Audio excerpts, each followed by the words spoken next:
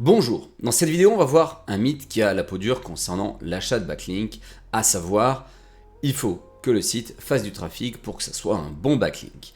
On va voir aujourd'hui pourquoi c'est faux et on va regarder surtout un cas concret d'un site qui, sur le papier, a tous les avantages pour acheter dessus et en réalité, on verra qu'il ne vaut pas forcément grand chose. Pour le cas qu'on va voir aujourd'hui, on va voir un backlink sur un site qui a plus de 200 000 visiteurs. Donc sur le papier, en réalité, quand on voit le site tel quel, on se dit fantastique, le site ça va pousser, grâce à ça je vais ranker premier sur Google, sur le mot-clé que je suis en train de travailler. Ici, on voit un screenshot d'une plateforme de vente bien connue, Linkavista pour pas la nommer, où on voit que le site fait un peu plus de 220 000 visiteurs. Très bien, on voit un site que c'est Genius, sur le papier super bien, 54 000 mots-clés, fantastique. Pour 140 €, on se dit qu'on a fait la bonne affaire, qu'on tient un site qui va nous permettre de vraiment très bien ranker. Si on creuse un petit peu plus, on peut avoir le doute, on se dit tiens, peut-être que ce chiffre est faux, 220 000 visiteurs, ça semble énorme, on va creuser. On utilise Alloscan, on voit on a 218 000 visiteurs, donc quasiment la même chose, hein. Autant de mots-clés, donc a priori on se dit bon c'est bon, on a trouvé une vraie pépite. On va creuser un tout petit peu plus. Et là, on voit quoi? On voit les pages principales avec les mots-clés principaux qui génèrent du trafic. Et qu'est-ce qu'on voit?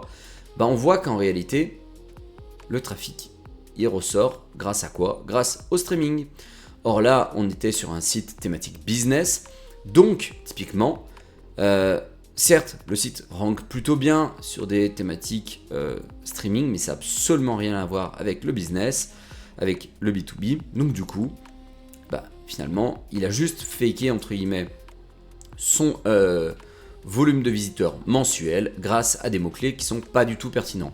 Vous retrouverez de manière assez régulière justement des sites qui rankent sur des thèmes liés au streaming, alors que ce soit des noms actuels ou d'anciens, c'est même encore plus facile à se positionner sur d'anciens noms de sites de streaming. Et la conséquence, c'est quoi? Qu'on a vu là, on a l'impression d'acheter sur un site qui a une patate de fou puisqu'il se positionne sur plein de mots-clés, énormément de visiteurs, mais en réalité, on se rend compte que tout ça, c'est plutôt manipulé dans le sens où il n'y a rien à voir avec la thématique.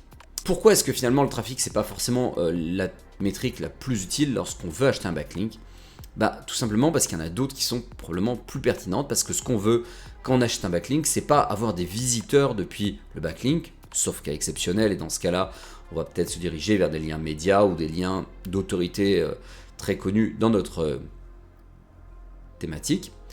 On va plutôt chercher en fait à obtenir du jus pour nous-mêmes mieux ranker. Première raison pour laquelle en fait le traf donc il sert pas forcément à grand chose, déjà parce que le traf il peut être hors sujet, on l'a vu se positionner en fait sur des thématiques liées à tout ce qui est streaming, les séries, les films ou même d'autres pratiques encore un peu plus borderline, finalement c'est pas ce qui va vous permettre d'obtenir du jus, puisque à moins que vous soyez dans cette thématique là, vous serez complètement hors thématique. Une autre raison, ça peut être aussi parce que les pages sont non maillées ou qu'on a des catégories orphelines. On retrouve ça notamment sur certains sites de médias qui créent carrément des catégories dédiées pour finalement tous les articles sponsors qui vendent, et ils sont pas maillés depuis la page d'accueil. Donc vous vous retrouvez sur une catégorie orpheline qui elle-même a des articles orphelins. C'est pour ça d'ailleurs que la plupart du temps, les articles sur certaines plateformes de médias ne rankent même pas ou ne s'indexent même pas. Donc vérifiez bien là où vous allez obtenir votre backlink, parce que les sites avec énormément de trafic, alors là principalement les médias, ont tendance malheureusement à faire en sorte que vous n'ayez pas de jus, puisque ça sera des catégories orphelines. La troisième raison, c'est tout simplement une histoire de ROI. Quand on achète un lien, l'objectif c'est d'avoir le meilleur ROI possible. Et le ROI, comment il se mesurerait? Ça serait le jus par rapport à l'euro investi. Alors le jus, on peut pas vraiment le savoir. Par contre, on peut savoir que le prix est trop élevé par rapport au jus estimé. D'accord? En effet, un site avec beaucoup de trafic va souvent, voire toujours, vendre son BL beaucoup plus cher qu'un site qui a peu de trafic. D'accord? Donc veillez à vous poser la question, est-ce que le trafic du site est réel ou pas? Parce que vous allez le payer ce trafic, et peut-être qu'en fait il vaut mieux que vous ayez plus de liens depuis des sites avec peu de trafic, voire pas de trafic, mais qui vont vous passer du jus, plutôt que quelques gros liens depuis des gros sites qui font beaucoup de trafic, mais qui vous passeront pas pas de jus. Quels sont les 3 critères finalement si on devait en garder que 3 pour avoir un bon backlink? D'abord, pour moi, la base, ça serait le nombre de domaines référents qui sont dofollow, indexés avec au moins 5 de TF.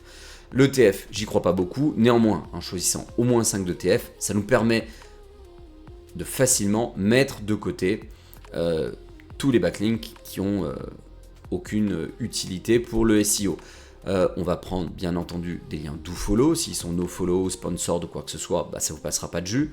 Et idéalement, on va garder indexé. Là aussi, c'est pas parce que le BL n'est pas indexé qu'il vous passe pas de jus, mais ça vous permet de manière rapide finalement de trouver beaucoup plus facilement la puissance à peu près estimée d'un site.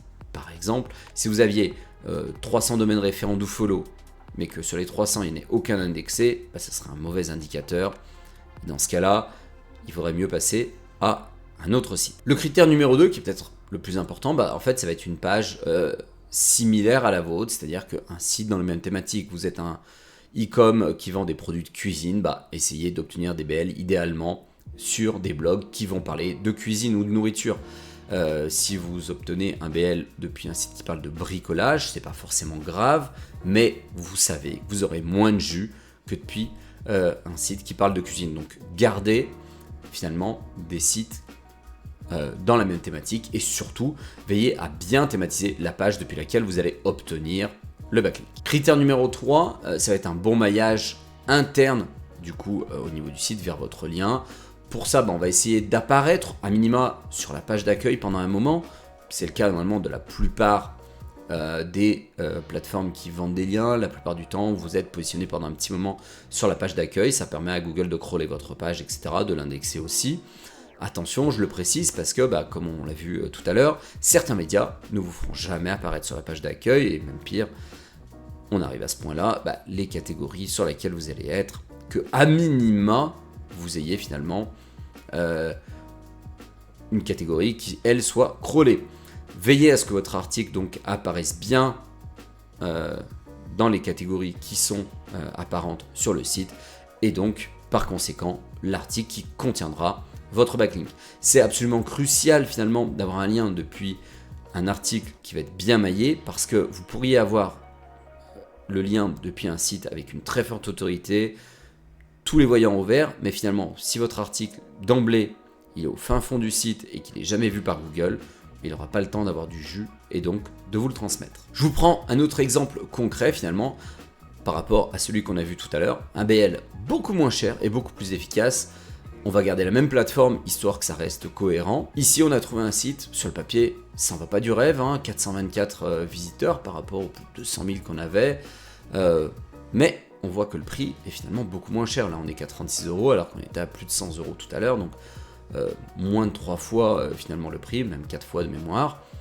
Donc, pour 4 fois moins cher, certes, on a un site avec beaucoup moins de visiteurs, mais en réalité, quand on regarde, le trafic organique, ça colle à peu près sur Alloscan.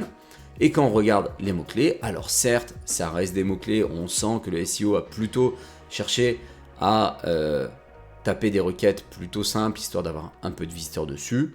Néanmoins, pour un site qui parle de business, ça reste plus cohérent plutôt que des sites streaming. Moralité, ne vous basez pas sur le nombre de visiteurs quand vous allez acheter vos BL, essayez plutôt de regarder d'autres critères, d'accord? Là, par exemple, sur ce site-là, alors, on va pas rentrer dans le détail du site en question, mais 35 de TF, 37 de CF, vous savez que je ne crois pas vraiment au TF ou au CF, néanmoins, ça reste un indicateur qui est plutôt sympa.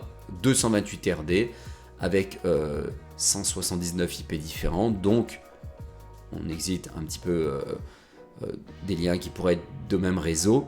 En tout cas, on se rend compte qu'on a un site qui finalement a quand même, a priori, et si vous creusez un petit peu plus sur ce site, vous verrez que c'est le cas, qui est tout à fait correct, pour 4 fois moins cher que celui qu'on aurait pu acheter. Moralité donc, ne vous basez pas sur le volume de recherche quand vous achetez vos backlinks, essayez plutôt de regarder des critères un petit peu plus objectifs, comme ceux qu'on a vus dans cette vidéo. Je vous dis à la semaine prochaine pour une nouvelle vidéo.